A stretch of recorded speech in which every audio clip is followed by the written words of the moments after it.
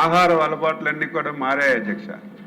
ఒకప్పుడు అందరం కూడా వరి అంటే చాలా ప్రీతిపాత్రమైనటువంటి పంట. ప్రతి ఒక్కరూ తెల్లన్నం అంటే చాలా ఇష్టంగా తిన్నటువంటి రోజులు కూడా గతంలో ఉండే. రాను రాను ఆహారపు అలవాట్లు మారడం వల్ల వరి అన్నం తినడం చాలా వరకు తగ్గిపోయిన విషయం మనందరికి కూడా తెలుసు అధ్యక్ష. ఈరోజు చంద్రబాబు నాయుడు గారి దయ వల్ల ఎన్డీఏ ప్రభుత్వం తీసుకున్నటువంటి చర్యల వల్ల ఇరిగేషన్ ప్రాజెక్టులన్నీ కూడా కంప్లీట్ అవ్వడం, స్వతంత్రం వచ్చిన తర్వాత ఇంతవరకు నీరు చూడనటువంటి ప్రాంతాలు కూడా నీరు చూస్తున్నటువంటి పరిస్థితిని కూడా మనమే చూస్తున్నాం అధ్యక్ష. అయితే రైతాంగం కూడా నీరు కనబడిందంటే వరి వ్యవసాయం తప్ప ఇంకొక వ్యవసాయం పెట్టడం లేదు అధ్యక్ష. ఎందుకు ఈ మాట చెప్తున్నానంటే మనందరం కలిసి ఈరోజు శాసనసభ్యులం కానీ ఈరోజు రైతులకి ఎడ్యుకేట్ చేయవలసినటువంటి అవసరం ఉంది అధ్యక్ష. వరి వ్యవసాయం నుంచి క్రాప్ డైవర్షన్ చేయకపోతే ఈ నష్టాలు ఎప్పుడూ కొనసాగుతూనే ఉంటాయి. రైతులు ఎప్పుడు కూడా ఇబ్బందులు పడడం జరుగుతుంది అధ్యక్ష. అందుకే ప్రభుత్వం కూడా ప్రధానంగా దృష్టి పెట్టి వరి నుంచి క్రాప్ని డైవర్ట్ చేయడానికి అన్ని విధాల ప్రయత్నం చేస్తూనే వరిలో కూడా అధ్యక్ష నాణ్యమైనటువంటి రకాలు ఇప్పుడే గౌరవ శాసనసభ్యులు చెప్పినట్టుగా ఎవరు తీసుకున్న ఈరోజు కోటా బియ్యం ఇచ్చినా, హాస్టల్స్కి మనం రైస్ ఇచ్చినా ప్రతి వారు స్పెషల్ వెరైటీ అడుగుతున్నారు తప్ప కామన్ వెరైటీ ఎవరు తిన్నటువంటి పరిస్థితి కూడా లేదు అధ్యక్ష. ఇంకొక దారుణమైనటువంటి పరిస్థితి ఏంటంటే ఇతర దేశాలకి ఎక్స్పోర్ట్ చేయడానికి కూడా అవకాశం లేనటువంటి పరిస్థితి.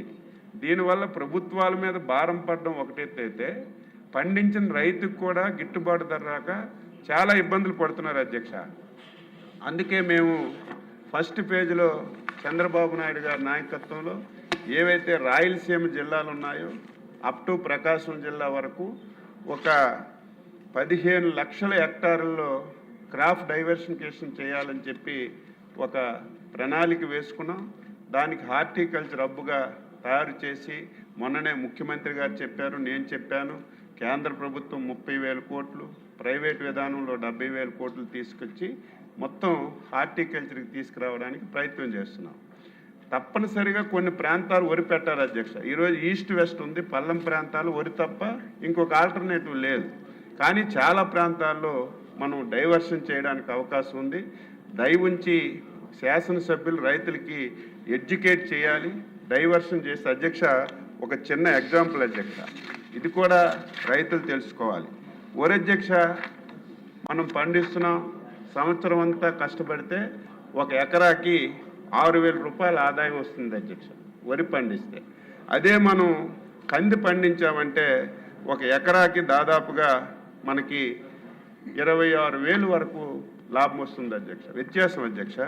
అదేవిధంగా మినుములు పండిస్తే మనకి ఒక ఎకరాకి దాదాపుగా 21,000 లాభం వస్తుంది అధ్యక్ష. అదేవిధంగా జొన్న పండిస్తే ఒక ఎకరాకి 16,000 లాభం వస్తుంది. అదేవిధంగా పామాయిల్ అధ్యక్ష చాలా బెస్ట్ క్రాప్ ఈ రాష్ట్రంలో ఏదైందంటే పామాయిల్ అధ్యక్ష. చాలామందికి కూడా తెలుసు పామాయిల్లో ఇంటర్ క్రాప్ కూడా వచ్చింది. ఈరోజు కోకో వేస్తున్నారు, కొన్ని దగ్గర మిరియాలు వేస్తున్నారు, అదనంగా కూడా లాభం వస్తుంది. ఈరోజు పామాయిల్ వల్ల ఒక రైతుకి ఒక సంవత్సరానికి 1,50,000 లాభం వస్తుంది అధ్యక్ష. 20,000 ఇస్తున్నాం, ఎప్పుడు ఈ రాష్ట్రంలో ఎవరికి ఇవ్వనటువంటి ధర ఇస్తున్నాం. ఈరోజు దానికి కావలసినటువంటి అన్ని సదుపాయాలు కూడా ప్రభుత్వమే సమకూరుస్తుంది అధ్యక్ష. వాళ్ళు డైవర్షన్ అవుతామని చెప్తే ఇమీడియట్గా ప్రభుత్వం యాక్షన్ తీసుకొని వాళ్ళకు మొక్కలు ఇస్తున్నాం, సలహాలు సూచనలు ఇస్తున్నాం, డ్రిప్ ఇస్తున్నాం, స్ప్రింక్లర్ ఇస్తున్నాం, మళ్ళీ కొనే కార్యక్రమం తీసుకొని ఈరోజు పామాయిల్కి చాలా ప్రోత్సహిస్తున్నాం. దయవుంచి శాసనసభ్యులందరూ కూడా డైవర్షన్ చేయకపోతే రైతుకు మేలు జరిగే పరిస్థితి లేదు.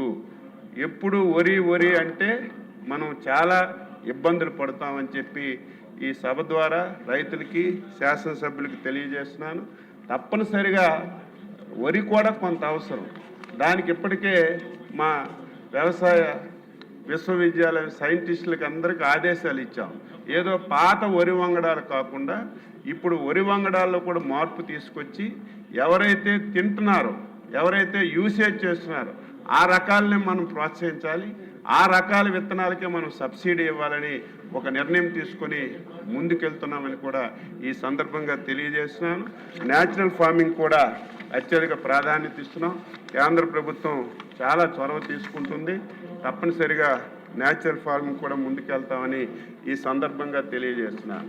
అధ్యక్ష, కౌలు రైతుల అధ్యక్ష 2014-19లో కౌలు రైతులకి విపరీతంగా మనం రుణాలు ఇచ్చేవాళ్ళం. దురదృష్టవశాత్తు 19లో ప్రభుత్వం మారిన తర్వాత కౌలు రైతుల చట్టాన్ని మార్చారు అధ్యక్ష. ఎవరైతే ఓనర్ ఉన్నారో ఓనర్ సంతకం పెడితే తప్ప కౌలు రైతులకి లోన్లు ఇచ్చే పరిస్థితి లేదు. అయినా ముఖ్యమంత్రి గారు స్టేట్ లెవెల్ బ్యాంకర్స్ మీటింగ్లో స్పష్టంగా ఆదేశాలు ఇచ్చి దాన్ని మీరు దృష్టిలో పెట్టుకోకుండా ఎట్టి పరిస్థితుల్లో కౌలు రైతులకి తప్పనిసరిగా లోన్లు ఇవ్వమంటే ఈరోజు మేము 9.13 లక్షల మందికి ఈ CCRC కార్డులు ఇచ్చి 4,474 కోట్ల రూపాయల అధ్యక్ష ఆంధ్రప్రదేశ్ చరిత్రలో ఇంత కౌలు రైతులకు లోన్లు ఇచ్చినటువంటి సందర్భం లేదు. ముఖ్యమంత్రి గారు చొరవ తీసుకొని బ్యాంకర్స్ మీటింగ్లో బ్యాంకర్స్కి స్పష్టమైన ఆదేశాలు ఇచ్చి 4,470 కోట్ల రూపాయలు కౌలు రైతులకు కూడా లోన్లు ఇచ్చిన సందర్భంగా ఈ సందర్భంగా తెలియజేస్తున్నాను. అదేవిధంగా చివరికి అధ్యక్ష, ఇప్పుడే మన రామకృష్ణారెడ్డి గారు అడిగారు, క్రాప్ డైవర్షన్లో ఈ సంవత్సరం మొక్కజొన్న ఎక్కువ వేశారు అధ్యక్ష. విపరీతంగా మొక్కజొన్న క్రాప్ వచ్చింది. దీనికి కూడా 2,400 రూపాయలు ఇప్పటికే మనకి మద్దతు ధర ప్రకటించాం. అది కూడా మార్కెట్ ధర కొనడానికి ప్రభుత్వం పరిశీలన చేస్తుంది. అది కూడా ఒకసారి ముఖ్యమంత్రి గారి దృష్టిలో పెట్టి వీలైనంత తొందరగా అది కూడా కొనడానికి ప్రయత్నం చేస్తాం అధ్యక్ష. చాలా ఇబ్బందులు వచ్చాయి. మొన్న కూడా చెప్పాను, ఫస్ట్ టైం చాలా సమస్యలు వచ్చినా ఏ సమస్య వచ్చిందని పారిపోకుండా సమస్యను అడ్రస్ చేస్తూ రైతుకి ఎక్కడ కూడా ఇబ్బంది లేకుండా మొత్తం అన్ని పంటలు కొని రైతుకి న్యాయం చేయడానికి అన్ని విధాల ప్రయత్నం చేస్తున్నాం. అదేవిధంగా గౌరవ కామినేని శ్రీనివాసరావు గారు చెప్పారు, మనకి తుఫాన్లు వచ్చి చాలా వరకు నష్టపోతున్నాం.